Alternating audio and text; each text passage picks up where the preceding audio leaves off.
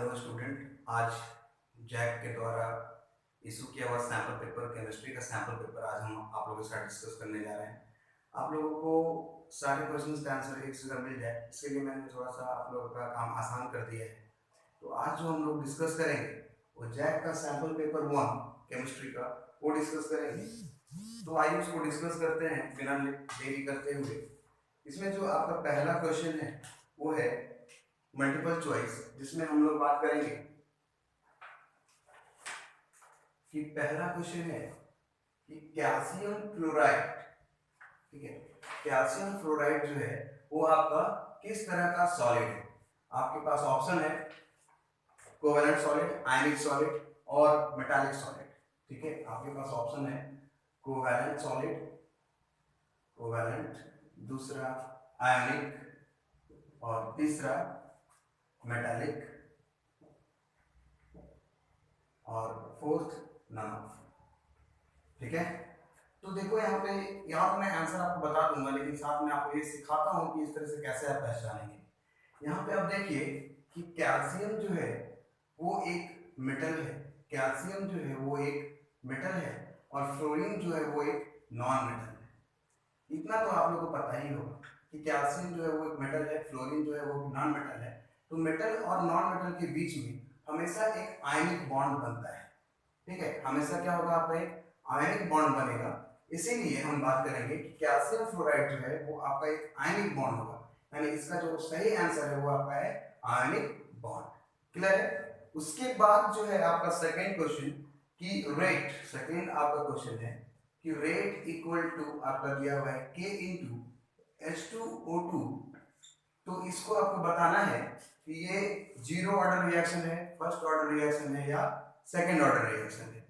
तो आपका ये जो रिएक्शन देखिए, अगर इसके पावर के ऊपर कुछ नहीं लिखा, इसका मतलब है कि इसके पावर के ऊपर 1 है। इसके पावर के ऊपर क्या है, 1 है। इसीलिए इसका आंसर आपका होगा फर्स्ट ऑर्डर रिएक्शन। ये आपका है फर्स्ट ऑर्डर रिएक्शन। क्लियर है। यहाँ पे अगर आपका कोई रिएक्टेंट के पावर के ऊपर कुछ नहीं दिया हुआ है, इसका मतलब है कि इसका रेट ऑफ रिएक्शन या ऑर्डर ऑफ रिएक्शन जो है वो 1 होगा, यानी ये जो आपका एक्सप्रेशन दिया हुआ है वो फर्स्ट ऑर्डर रिएक्शन का एग्जांपल है। क्लियर है। तो ये इस तरह से आपका ये दूसरा जो मल्टीपल चॉइस क्वेश्चन है उसका आंसर होगा फर्स्ट ऑर्डर रिएक्शन। क्लियर है। उस तरह से हम लोग आगे अगर बढ़े तो आपका आगे जो है एक रिएक्शन है, जैसे ये आपका रिएक्शन 2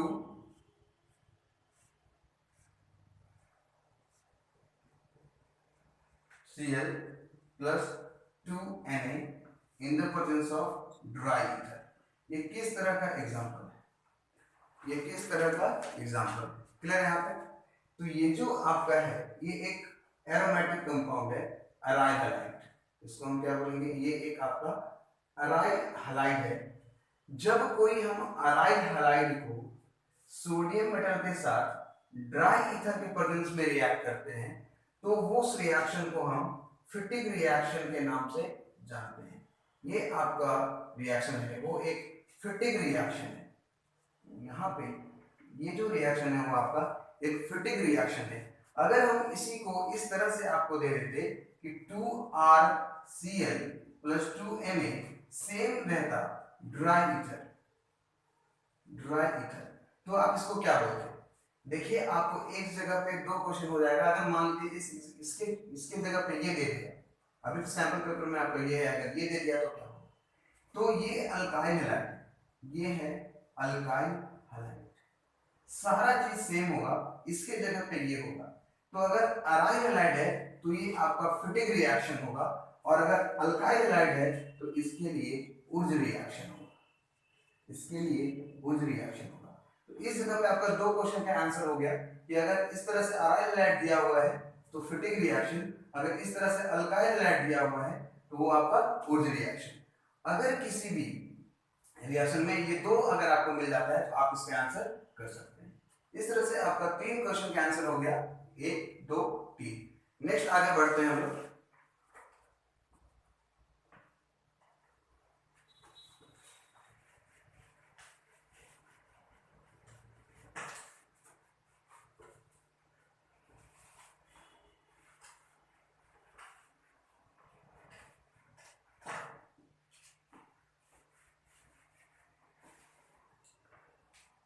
नेक्स्ट जो क्वेश्चन है कि आपका 4 है, zincite. Zincite is an ore of, जैसे कि जिंकाइट है तो यहाँ नाम पे ही आप देख रहे होंगे जिंक, ये आपका जिंक मेटल का ओर होता है, ये आपका जिंक मेटल का ओर होता है। नेक्स्ट जो क्वेश्चन है वो आपका 5, वो है क्लोरोबेंजीन। ठीक है, 5 जो है आपका क्लोरोबेंजीन, यानी ये Cl है। ठीक है, इसका हम किसके साथ रिएक्शन कर रहे हैं? NaOH के साथ। इसका रिएक्शन हम NaOH के साथ कर रहे हैं, तो ये आपका यहाँ पे कुछ इस तरह का प्रोडक्ट बनेगा, फिनॉल। तो आंसर देखिए 5 का जो है आपका आंसर होगा फिनॉल, जो कि ऑप्शन बी है, ये आपका सही आंसर होगा। यहाँ कंडीशन भी कुछ दिया हुआ है, 623 केल्विन और आपका है 300 एटमॉस्फेरिक प्रेशर। दूसरा है आपका, ये पहला NaOH है और दूसरा H+ है। तो इस केस में आपको क्या करना है, NaOH के प्रेजेंस में है यहाँ पे, तो ये Cl को हटाना है, यहाँ पे OH लगाना है, तो ये प्रोडक्ट आपका हो जाएगा फिनॉल, जो कि आपका सही आंसर है। 6 नंबर में आगे हम लोग आ जाते हैं।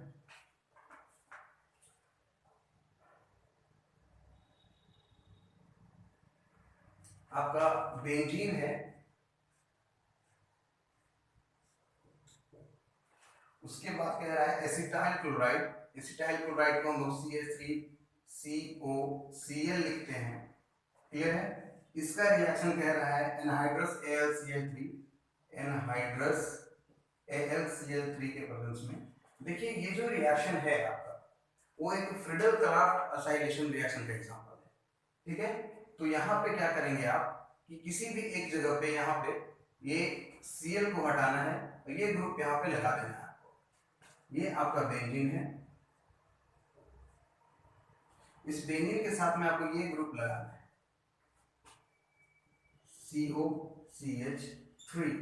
COCH3। इसका नाम है आपका एसीटोफिनॉल, एसीटोफिनॉल। ठीक है, तो ये आपका 6 का जो आंसर है वो क्या हो गया? बी। 6 का आंसर हो गया बी। उसके बाद आपका 7 कि ग्लूकोज को फ्रुक्टोज में कौन कन्वर्ट करता है? ग्लूकोज से फ्रक्टोज में कन्वर्ट करने के लिए आपको इन्वर्टेज का जरूरत पड़ेगा, इन्वर्टेज। आंसर आपका इसमें बी है, क्लियर। तो जैसे हम लोग इन्वर्ट कर रहे हैं ग्लूकोज से फ्रुक्टोज में, तो वहां पे आपका इन्वर्टेज का जरूरत, ये एंजाइम है इन्वर्टेज, क्लियर। तो इस तरह से आपका 7 जो मल्टीपल चॉइस क्वेश्चन है उसका सॉल्यूशन ये है। नेक्स्ट हम लोग आ जाते हैं, इसको मिटाते हैं, आप लोग इसको लिख लीजिए पहले।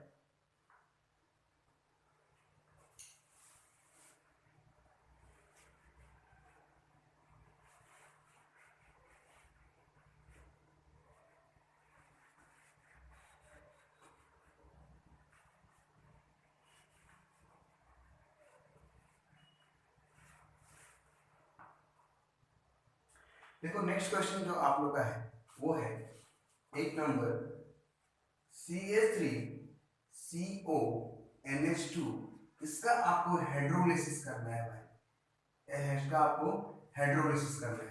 जब हम एसिड अमाइड का हाइड्रोलिसिस करते हैं तो एसिटिक एसिड फॉर्म होता है। तो यहाँ जो आपका आंसर होगा, अगर हम इसका हाइड्रोलिसिस कर रहे हैं, हीट कर रहे हैं, तो ये आपका हो जाएगा CH3COOH। क्या बन जाएगा आपका? CH3COOH, एसिटिक एसिड बन जाएगा, एसिटिक एसिड बन जाएगा। कब? जब आप एक एसिड अमाइड का हाइड्रोलिसिस करते हैं तो वो एक एसिटिक एसिड फॉर्म करता है, क्लियर है बात यहाँ तक। नेक्स्ट हम लोग आगे आ जाते हैं, 9 नंबर क्वेश्चन है आपका। यहाँ से यहाँ तक आपका मल्टीपल चॉइस था, जो कि यहाँ पे खत्म हो गया है, ये आपका 8 का बी आंसर होगा। अब हम लोग आ जाते हैं सब्जेक्टिव में, क्लियर है। 9 नंबर में क्वेश्चन आपका दिया हुआ है कि rate is equals to K into A का पावर 2 और b का पावर 1। देखो यहाँ पे आपको निकालना क्या है, इस क्वेश्चन में आपको ऑर्डर ऑफ रिएक्शन कैलकुलेट करना है। हम लोग जानते हैं order of reaction equal to क्या होगा, order of reaction equal to sum of power of this reactant, यानी 2 + 1 इक्वल टू 3। यानी ये जो है आपका एक थर्ड ऑर्डर रिएक्शन का एग्जांपल है। किसका है, एक थर्ड ऑर्डर रिएक्शन का एग्जांपल है। तो 9 नंबर हो गया आपका। 10 नंबर में आ जाते हैं हम लोग। 10 नंबर क्वेश्चन क्या कहता है, नाइट ब्लाइंडनेस किस विटामिन की कमी से होती है। नाइट ब्लाइंडनेस आपका जो है वो विटामिन ए की कमी से होती है। विटामिन ए की कमी से आपका नाइट ब्लाइंडनेस होता है। क्लियर है बात। नाइट का जो प्रॉब्लम है वो आपका, ब्लाइंडनेस का जो प्रॉब्लम है वो विटामिन ए की वजह से होता है। 10 नंबर। 11 नंबर देखिए आपका क्वेश्चन क्या कहता है कि 11 नंबर में क्वेश्चन में है आपका डिस्पर्स फेज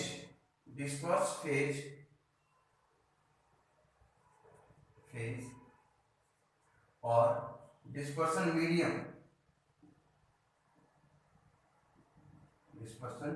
मीडियम बताना है। किसका,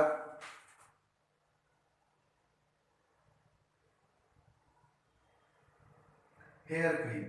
तो हेयर क्रीम में आपका ये भी लिक्विड होगा और ये भी लिक्विड होगा, ठीक है। हेयर क्रीम में आपका डिस्पर्स फेज भी लिक्विड होता है, डिस्पर्सन मीडियम भी लिक्विड होता है। क्लियर है बात यहाँ तक। तो यहाँ तक आप लिखिए कि आपका 11 नंबर में जो है आपका, चलिए इसको लिखिए, आगे बढ़ते हैं फिर हम।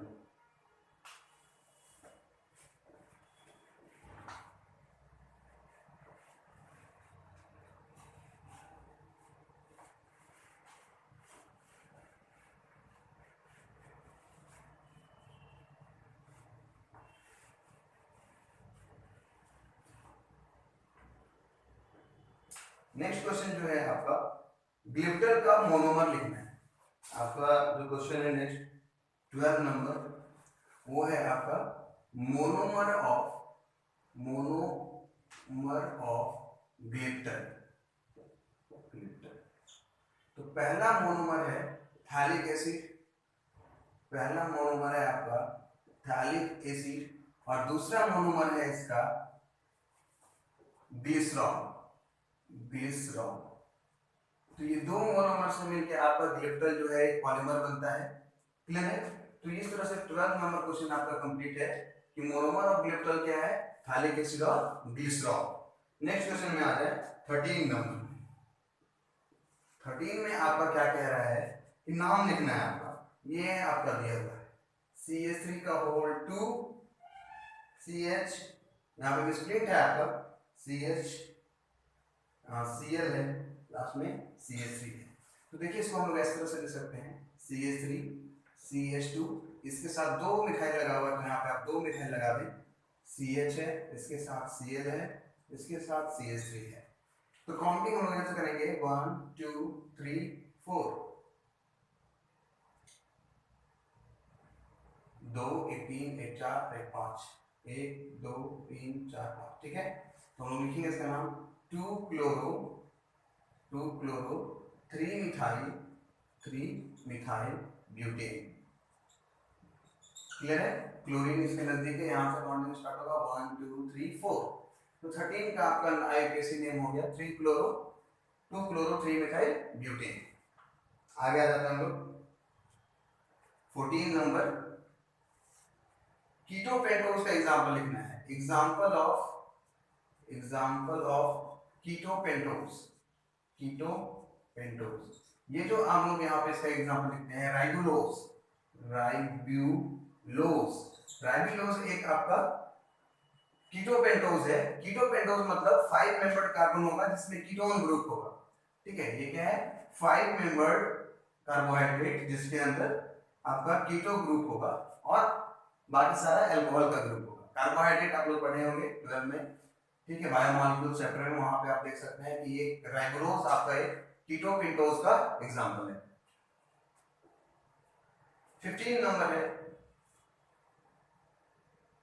Artificial sweetening agent. Artificial sweetening agent ये है आपका सैकरीन। सैकरीन जो है आपका एक आर्टिफिशियल शुगर है जिसका यूज हम लोग आइसक्रीम वगैरह में करते हैं। ये सैकरीन है, क्लियर, जो कि आर्टिफिशियल स्वीटनिंग एजेंट के तौर पे हम लोग इसको यूज करते हैं। तो इस तरह से 15 नंबर तक आपका कंप्लीट होता है आंसर इस सैंपल पेपर का। नेक्स्ट हम लोग ये आपका 1 मार्क्स का क्वेश्चन था, ठीक है, इसलिए 1 वर्ड आंसर है सिर्फ आपका। नेक्स्ट आगे बढ़ते हैं हम लोग, ठीक है, क्वेश्चन नंबर 16 की ओर।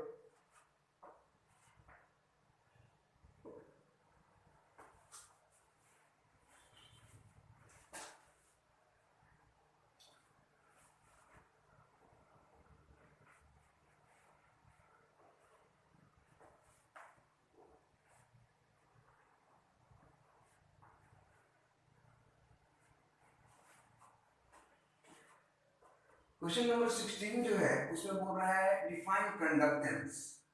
Define conductance. इस कंडक्टेंस को हम कैसे डिफाइन करते हैं, क्लियर है बात। कंडक्टेंस को अगर आपको डिफाइन करना है तो देखिए नाम ना रिजेंबल करता है, जैसे रेसिस्टेंस और कंडक्टेंस, रेसिस्टिविटी और कंडक्टिविटी, क्लियर है बात। तो जो आपका कंडक्टेंस है it is a reciprocal of resistance। ठीक है, आपका कंडक्टेंस क्या है, रेसिप्रोकल वैल्यू ऑफ रेजिस्टेंस को हम कंडक्टेंस कहते हैं। कंडक्टेंस को रिप्रेजेंट किया जाता है जी से। G इज इक्वल्स टू आपका हो जाएगा 1/r, ठीक है। G इक्वल टू क्या होता है आपका 1/r। वहीं अगर आपसे पूछता कि व्हाट इज कंडक्टिविटी, कंडक्टिविटी को डिफाइन करें, हम लोग क्या बोलते हैं, resistivity of reciprocal of resistivity is called conductivity. Resistance का रेसिप्रोकल कंडक्टेंस।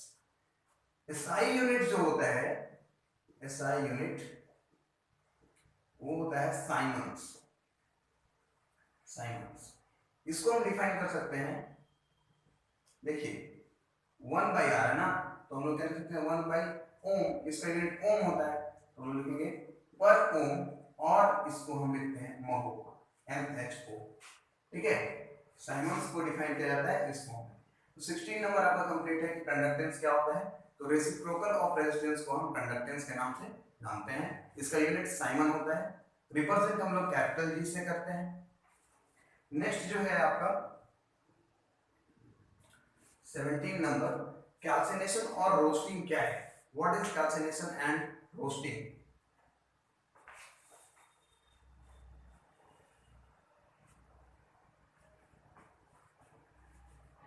तो नेक्स्ट जो है आपका हम यहाँ पे लिखें रोस्टिंग और कैल्सिनेशन। ये है रोस्टिंग और ये है कैल्सिनेशन। लिखेंगे heating of metal ore, heating of metal ore in presence of air called roasting, clear है। एग्जांपल में आप लिख सकते हैं यहाँ पे ZnS प्लस O2 गैस, इसको हीट किए ZnO प्लस SO2 बना, क्लियर। यहाँ पे बात समझ में आ रही है। तो हम लोग क्या कह रहे हैं, यहाँ पे 2 और 1 3 है, यहाँ पे हम लोग कर देते हैं 2, यहाँ पे हो जाएगा 2, कितना हो गया 2 2 4, अभी हो गया 2, ये बैलेंस हो गया। तो हम लोग कहेंगे कि अगर कोई भी मेटल ओर को एयर के प्रेजेंस में हीट किया जाता है उस प्रोसेस को हम रोस्टिंग कहते हैं। अगर एब्सेंस ऑफ एयर में हीट करेंगे तो उसको कैल्सिनेशन। हीटिंग ऑफ मेटल ओर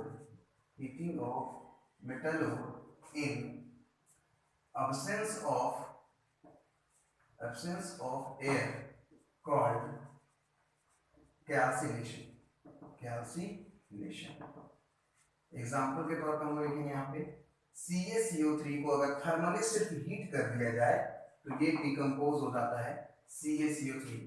ये एप्लीकेबल है ओनली फॉर सल्फाइड और हम लोग सल्फाइड ओर का रोस्टिंग करते हैं और कार्बोनेट ओर का कैल्सिनेशन करते हैं। कार्बोनेट ओर क्लियर बात समझ में आया? तो ये था आपका रोस्टिंग और कैल्सिनेशन के बीच डिफरेंस, जिसमें हम लोग डेफिनेशन लिखे, एक एग्जांपल लिखे, ये किसके लिए एप्लीकेबल है और ये किसके लिए एप्लीकेबल है वो लिख दी। क्लियर बात यहाँ तक? आप इसको नोट डाउन कीजिए।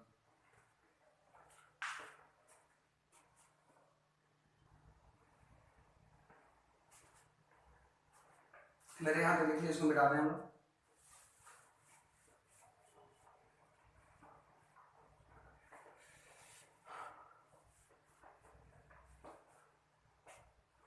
बात यहाँ पे देखिए, अब नेक्स्ट जो हम लोग बनाएंगे वो क्वेश्चन नंबर आपका 18 है। 18 Why halogens are high oxidizing agent, strong oxidizing agent। हम लोग देखेंगे, देखो अगर कोई Na है और कोई Cl है, क्लियर है? मेटल का टेंडेंसी है इलेक्ट्रॉन लूज करना, मेटल का टेंडेंसी है इलेक्ट्रॉन लूज करना, नॉन मेटल का टेंडेंसी है इलेक्ट्रॉन गेन करना। क्लियर बात है? जो इलेक्ट्रॉन लूज करता है वो ऑक्सीडाइज होता है और जो इलेक्ट्रॉन गेन करता है वो रिड्यूस होता है। बात मेरे ध्यान से सुने, क्लोरीन जो है जितना जल्दी इस मेटल से इलेक्ट्रॉन लेगा उतना जल्दी ये इलेक्ट्रॉन लूज करेगा और उतना जल्दी ये ऑक्सीडाइज करेगा। क्लियर है बात? तो क्लोरीन का क्या है कि ये एक मोर इलेक्ट्रोनेगेटिव एटम है, मोर इलेक्ट्रोनेगेटिव एटम, इसलिए ये आसानी से इलेक्ट्रॉन खींच सकता है और किसी को ऑक्सीडाइज कर सकता है। तो हम इसका आंसर लिखेंगे, chlorine is more electronegative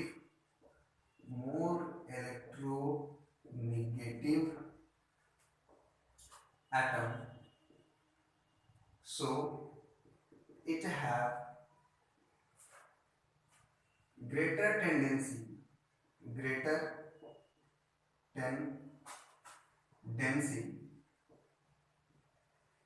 to attract electron, so it easily oxidize to other element। Clear है बात? क्लोरीन एक मोर इलेक्ट्रोनेगेटिव एलिमेंट है जिसकी वजह से वो इलेक्ट्रॉन आसानी से खींच सकता है और जितना आसानी से खींचेगा उतना जल्दी कोई इलेक्ट्रॉन लूज करेगा और उतना जल्दी दूसरा कोई मेटल ऑक्सीडाइज होगा, इसलिए क्लोरीन जो है स्ट्रॉन्ग ऑक्सीडाइजिंग एजेंट है। बात यहाँ तक समझ में आ रही है? नेक्स्ट हम लोग आगे बढ़ते हैं क्वेश्चन नंबर 20 की ओर, सॉरी 19। क्वेश्चन नंबर 19 आपका जो है वो क्या कह रहा है कि Mn2 plus is more stable than Fe2 plus towards oxidation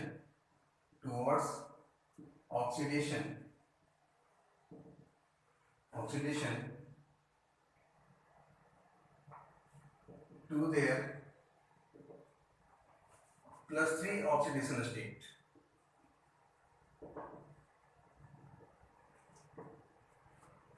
क्यों ऐसा होता है? तो रीजन हम बताते हैं आपको, because Mn2 plus have 3d5 configuration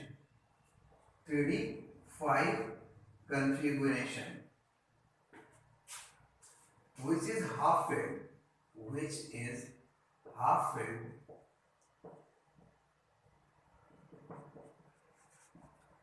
which makes it stable। ठीक है, but Fe stable in Fe3 plus state 3, so it easily oxidize, so it easily oxidize Fe2 plus to Fe3 plus। जो हम बात लेके उसको समझिए, मैग्नीज का जो है आपका इलेक्ट्रॉनिक नंबर 26 सॉरी 25 होता है, कितना होता है 25, आयरन का होता है 26।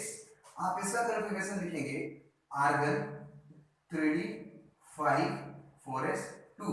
मैग्नीज से आप 2 इलेक्ट्रॉन लूज करा दीजिए, क्या होगा Mn2 प्लस, कॉन्फ़िगरेशन क्या आ गया argon 3d5।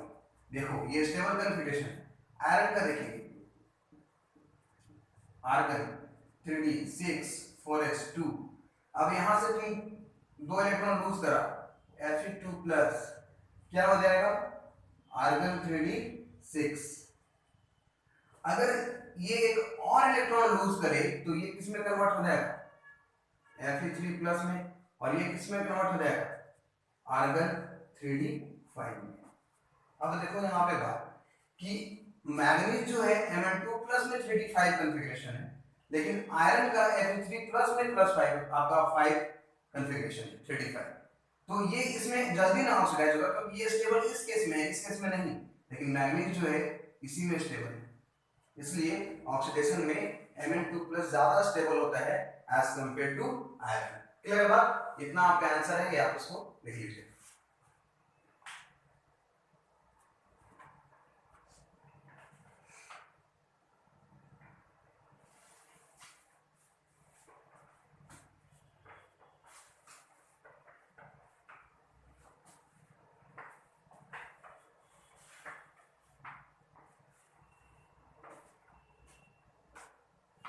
Next question number आपका, आगे बढ़ते हैं हम लोग 20 में क्वेश्चन है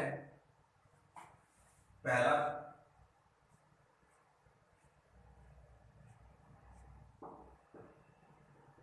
N ट्रिपल बॉन्ड NCl, इसका रिएक्शन कराएंगे CuBr के साथ।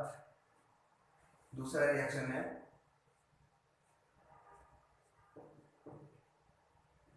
Br, यहाँ पे है CuCN 473 kelvin pyridine.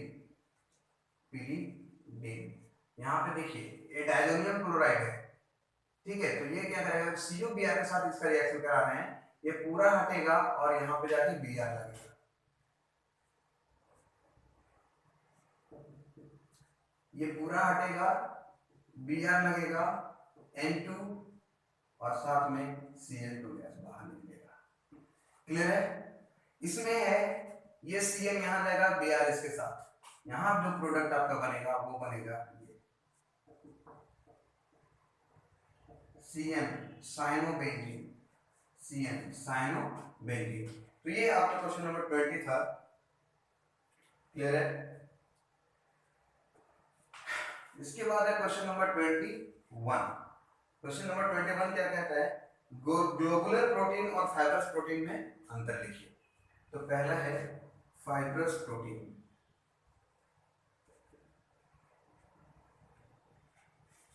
Fibrous protein इधर है आपका ग्लोबुलर, आपका है ग्लोबुलर प्रोटीन, ग्लोबुलर प्रोटीन।